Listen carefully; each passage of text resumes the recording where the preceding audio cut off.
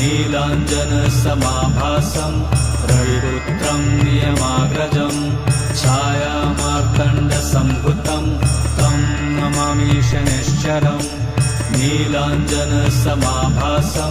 रविपुत्रं नियमाग्रजं छायामार्तण्डसम्भुतं तं नमामि शनैश्चरम् नीलाञ्जनसमाभासं रविपुत्रं नियमाग्रजं छायामार्तण्डसम्भुतं तं नमामि शनैश्चरम् नीलाञ्जनसमाभासं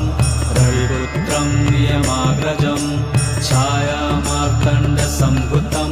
तं नमामि शनैश्चरम् नीलाञ्जनसमाभासं रविपुत्रं नियमाग्रजं छायामार्तण्डसम्भुतं तं नमामि शनैश्चरम्।